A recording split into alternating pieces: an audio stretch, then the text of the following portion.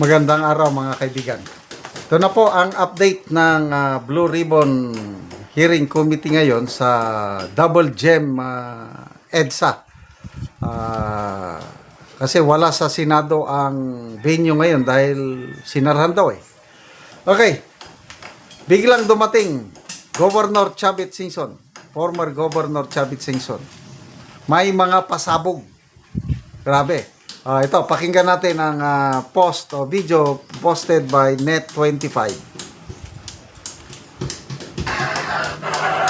Yan.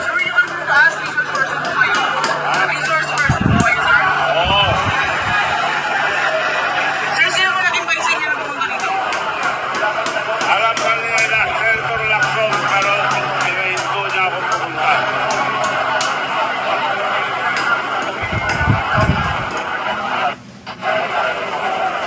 Sir, you can move as resource person po kayo. Resource person po kayo, sir. Oo.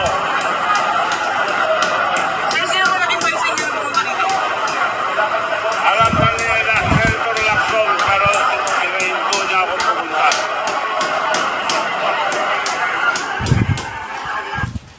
Yung sinasabi niya, pinahinto ako ni Senator Lacson noon. Kasi, nakalimutan ko na anong petsa yon. Nag-schedule na ng Blue Ribbon Committee hearing si Senator Lacson bago mag-May 11. Siguro April. April yun eh. Nag-schedule siya. Kasi, malakas ang panawagan ng taong bayan na mag-hearing kayo. Bakit wala nang hearing? Di napilitan siya. Nag-schedule. Mamaya, pagdating few days bago yung hearing na Senate ni Lacson, na kung saan isa si Governor Singson ang invited resource person, biglang pinospone o kinansel. Wala na. Baka natakot sila sa ipapasabog ni Governor Singson. Kasi ang alam ko, itong si Mr. Jesus Busi Duki, yung magaling, marunong na DDS vlogger na nag-inspect sa mga flood control projects sa Ilocos Norte at ibinoking niya ang mga substandard na flood control projects ni Sandro Marcos.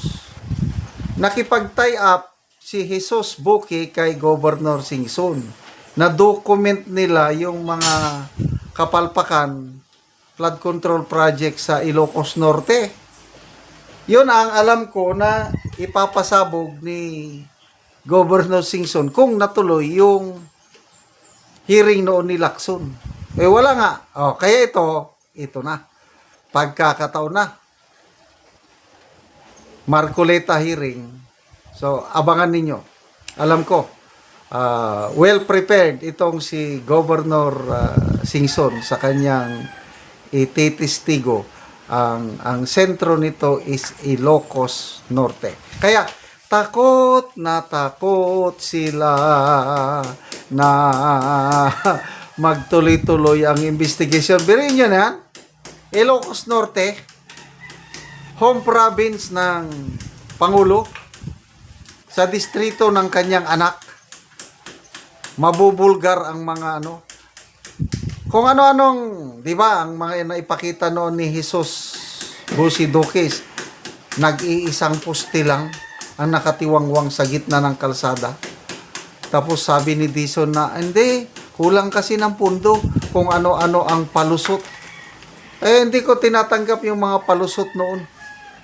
Kaya, ito na. Sana, yun ang pasabog. I'm sure. Dahil nandyan si Governor Singson, yun ang ipapasabog niya. Ilocos Norte na kapalpakan. Ano pa? Sana sa susunod din na Leyte. Wala pa akong nakikitang sa area ni Romualdez eh. Kasi ang ipinapakita lang Bulacan, yung mga pasabog noon ni Senator Lacson, Mindoro, Bulacan, yun lang. Eh bakit walang Ilocos Norte? Exempted ba ang Ilocos Norte? Kaya yung ICI, wala na, tinigil na. Kaya napilitang nag-resign si Mayor Magalong sa ICI noon kasi nga kung tuloy-tuloy si Mayor Magalong sa ICI na lead investigator, mapupuntahan ang Ilocos Norte. Iyan ang kinakatakutan nila.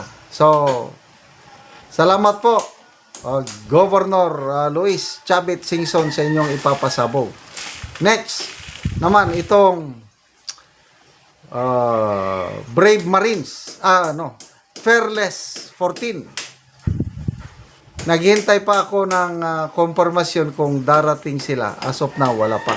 But anyway, ang alam ko ngayon, yung Brave 18 Marines, magsasubmit ng individual affidavits. Mas detalyado na ngayon. Kaya, sana, haba-habaan nila ang hearing na ito.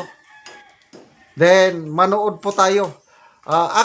Hindi ako dire-diretsong manood kasi mag-monitor lang ako sa nangyayari. Then, magbigay ako kagad ng reaction vlog. Ganyan ang ginagawa ko. Kaya, at least, na matuloy na rin ito. Hinarangan nila, supposed to be ito, June, kailan ba yun? Yung bago naglindol sa Mindanao. Bago naglindol, yun sana ang hearing. Kailang, sinara nila ang Senado kasi nga may threat daw. Kaya, hindi natuloy dahil sa threat na sinasabi ni Matibag. O ngayon, labas na, double gym sa EDSA. O wala na. So, good luck sa Brave 18 Marine. Sana magpapakita na rin ang Fearless 14.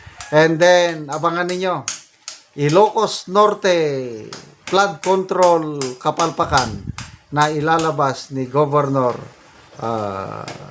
Luis Chavit Singson.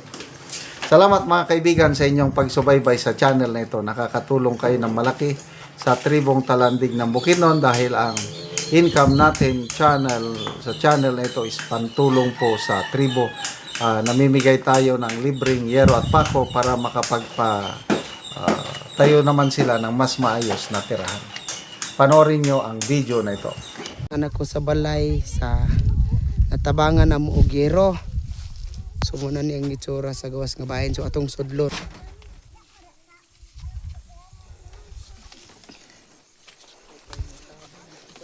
So karon mo na ni ang itsura sa ilang atop nga silupin lang.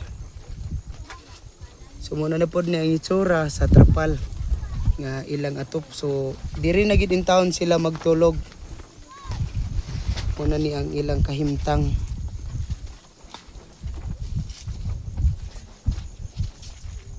So karon atong tan-awon kay nagpatindog sila og bag-ong balay nga ilang pag-atupan sa natabang nga yen. Ug karon mo na ni ang hero nga among gihatag nga ilang iatop karon. So mo na ni ang ilang gipatindog nga bag-ong balay nga ilang pag-atupan. So naka patindog na gud sila sa ilang bag-ong balay.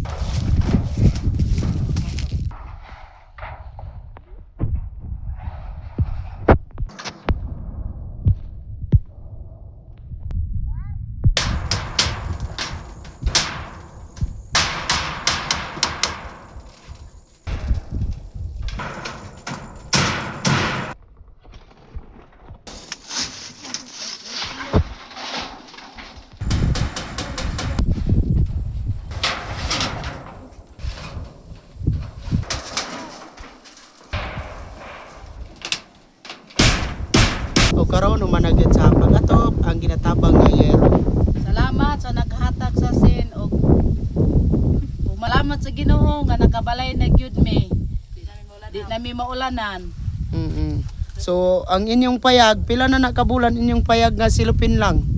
Trapal. Dugay-dugay na gyud ni nga murag lima na gyud na kabulan. I-assemble ra nga sin aw nga kuan silupin aron na lang iatop.